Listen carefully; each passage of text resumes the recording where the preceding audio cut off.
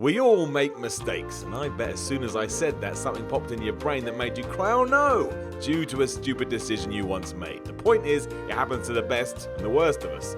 It's learning from these errors of judgments that matters, and of course, making sure we never let such moments die and instead keep drumming them up because, let's face it, that's pretty damn entertaining.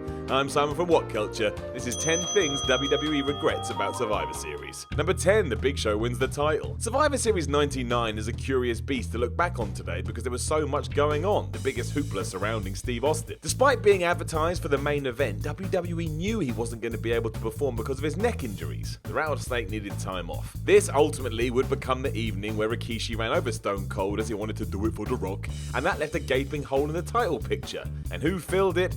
That's right, The Big Show. Not only that, but the Giant went on to win the damn thing, and the problem here was this. No one wanted to see that. At this point in time, Paul White wasn't exactly setting the wrestling world on fire, so to see him as world champ just seemed so out of nowhere. I don't think anybody remembers this fondly, so I'd imagine WWE nowadays would have preferred to give such an anointing to The Rock or Triple H instead. Number 9, Tested is exempt. The whole invasion angle was a disaster. This we know, and yes, it still hurts today. The perfect storyline ruined because of life. Damn life. Gives so much, takes so much away. Anyway, throughout all this nonsense was the 2001 Survivor Series Immunity Battle Royale, where whoever who won would be exempt from being fired regardless whether the WWE or the Alliance came out on top. A nice idea. Theory. The problem with this concept was that it meant both companies basically saw every competitor in this as expendable. If they weren't, why would you even put them in a match such as this? You may as well have called it the Jobber Jamboree. It could have worked to have pushed someone to the next level, however, and that's why Test won it, a man who was clearly a project at the time. And while it did give him a story for a while, it didn't really do anything long term. With that said, I kind of think WWE just regrets the entire 2001 Survivor Series altogether. Number 8, Bray Wyatt is killed. We're not going to get into the fact that WWE doesn't know what an anniversary is. Let's just say, if you're celebrating the 25th iteration of something, that does not make it the 25th anniversary. But anyway, apparently Survivor Series 2015 was justice for The Undertaker, wasn't. And to celebrate, we were going to bury Bray Wyatt. Great. That is what happened, however. At Survivor Series 2015, Kane and Taker just laid waste to the Wyatt family as if they were garbage, whipping their asses in about 10 minutes. You could highlight this as one of the turning points for how we know Bray today, but either way, it did him no favours. This could have been a fake occasion to pass the torch, build Wyatt up into the new Phenom. But why would we want to do that when we could do the opposite and not do that? Exactly. Number 7, 205 dies. 205 Live really should have been awesome. The Cruiserweight Classic had proved how much of an appetite there was for this, even if just from hardcore fans, and moving that excitement to a proper WWE pay-per-view should have been an advert that screamed, "Look what we have, get pumped now!"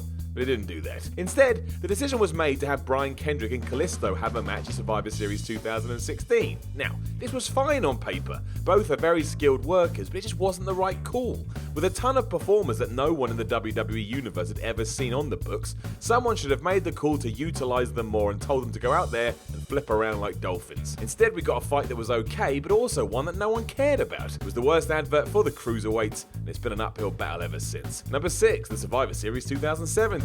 Seems unfair to throw Survivor Series 2017 in here, given it hasn't even happened yet, right? That's a fair criticism too, but there are certain aspects which do already seem to have been regretful, mainly the whole idea of the show. For starters, all of a sudden Raw and SmackDown are at war again, even though that idea has been cold for months. And although we have a bunch of champion versus champion matches, the title isn't up for grabs in any of them.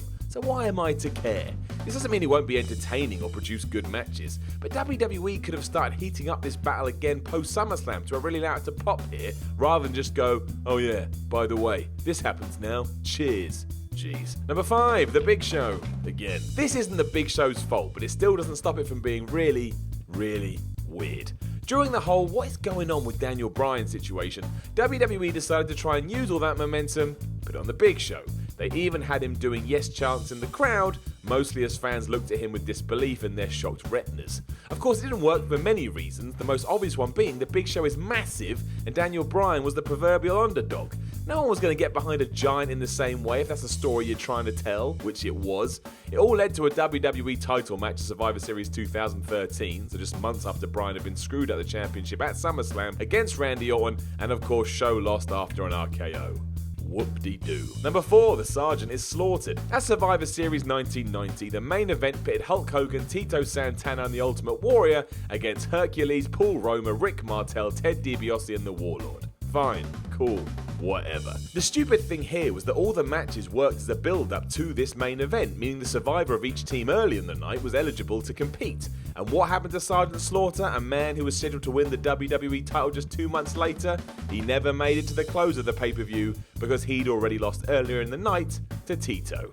Right. It made no sense, and even less sense now, because it pulled the rug from underneath Slaughter before he'd even got going. If this is your idea, at least have Sarge standing across the ring from Hogan with a tease. But no, we didn't do that, because why would we? Number 3, Vladimir Kozlov. For some reason, Vladimir Kozlov was deemed the guy at Survivor Series in 2008, and no one seems to know why. Despite being built for months and even defeating The Undertaker with a power slam somehow, Kozlov strutted to the ring for the co-main event. No one gave two hoots. Originally, this match was meant to be the Russian versus Triple H versus Jeff Hardy, but after Hardy was attacked backstage, it reverted to a one-on-one contest, and my gosh, was it dull. Being mauled by a dog would have been more fun than this. At least your adrenaline would have kicked into gear. Thankfully, it ended with a bang when Edge returned from nowhere, but I imagine everyone had fallen asleep before that happened anyway. This was definitely something WWE should regret. It was awful. Number 2, Sheamus cashes in. Sheamus was merely the unlucky pawn to be thrown into the Roman Reigns game at Survivor Series 2015, but even still, it was an experiment that didn't quite go to plan. Cashing in his Money in the Bank briefcase after Reigns had beaten Dean Ambrose, the idea was just to build as much sympathy for Roman as possible so he'd finally be accepted as the guy. We'd all seen these efforts before with The Rock and all that, so having it thrown into our faces once again just fell flat for some, and they responded in kind. Sheamus didn't feel like he'd been built properly, the feud fell flat, there was more drama in an episode of EastEnders. If you're not of UK heritage and don't know what that means, well, that's a real shame. I'm sorry. Number 1, Tuesday in Texas.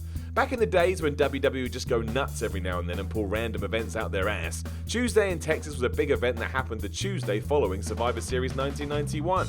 The Tuesday! So less than a week later, given that Survivor Series went down on a Wednesday that year, which was also weird in 2017. Anyway, the problem with it was that it sucked. Why? Because it soon became apparent that WWE had used Survivor Series as a teaser show for Tuesday in Texas and then not paid anything off there either. So you dropped double the money for nothing and were left scratching your head as to how everyone pulled this off so easily.